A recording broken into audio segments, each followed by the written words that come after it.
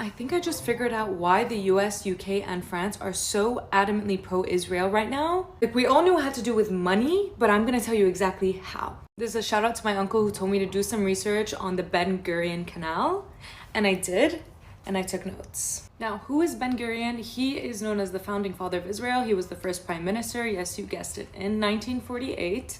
And this canal is a proposal to connect the Red Sea to the Mediterranean Sea through here, right?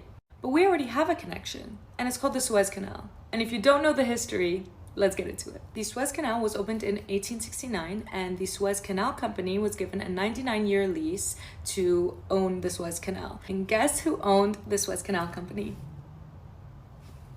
The French and the British. Now, in 1956, when the US was basically having a proxy war with the Soviet Union in that region, the Egyptian president at the time, Gamal Abdel Nasser, decided to nationalize the Suez Canal, so take it away from the British and French-owned company, essentially because the US reneged on a previous agreement to finance the Aswan Dam project that was for the Nile, getting water and electricity to the Egyptian population, etc., etc. You might be asking yourself, why do they want to build another canal?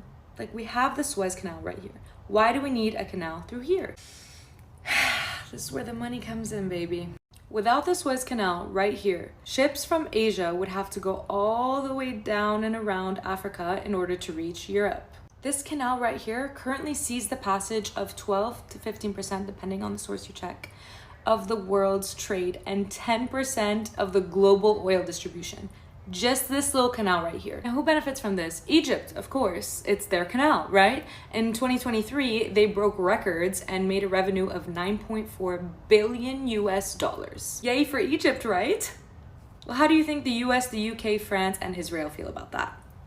Not good. Suez Canal is not ideal. Up until 2014, you could only go one way, which meant for 6 hours it went in one direction and 6 hours it went in the other, which was super not efficient. It was also not wide enough to accommodate some of the largest ships in the world. So what happened in 2021? You might remember this. One of the world's biggest ships jammed the Suez Canal, leading to approximately $900 million of losses. The US was really not happy about this, and the Pentagon released a statement that this made it difficult for the movement of their military vessels, specifically to Israel, but not to worry, they had other ways. Now, when they're planning the Ben Gurion Canal, they're planning to have it 50 meters deep, which is 10 meters deeper than the Suez Canal, and 200 meters wide, which will facilitate the biggest ships in the world going in both directions. Not only that, but directly competing with the Suez Canal, Israel projects that it would make them an annual revenue of about $6 billion a year. Plus. And now for the interesting part. There's one feature about the Suez Canal that's also really inconvenient, and that's the fact that it's built on pretty sandy shores. Now, I'm not an engineer. Now, from what I read, sandy shores are pretty inconvenient for a canal. They constantly need maintenance. But where Israel wants to dish it out to the Mediterranean Sea, it's a rocky land texture, which is ideal for these conditions. Let's zoom into this. That's the Gaza Strip. How annoying is the placement of the Gaza Strip for them? They have to actually turn the canal around so that it avoids this piece of land. Do you see what I'm getting at? They don't want ships to have to do this entire round and add a little time and inconvenience to their journey and have such close proximity to Gaza. What if they just built it through Gaza? Oh no, wait, they don't want to do that. They don't want to help the Palestinian economy. What do you mean? That would defeat the entire purpose, wouldn't it? Unless they took that land.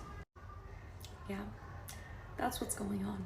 Israel wants to seize Gaza, annex the land, take it over so they can build their canal through it. And the US, the UK, and France are all for that because it's gonna make them a lot of money at the cost of millions of lives destroyed.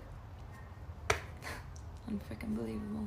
Building this canal will not only redirect trade, but historically, Arab states used the Suez Canal to put pressure on Israel. So it will not only increase Israel's geopolitical standing, but it'll also become a strategic asset for diplomatic negotiations for Israel and take away the most powerful thing the Arab states had against the US, UK, France, and Israel to keep them in line. And there you have it. That's the reason.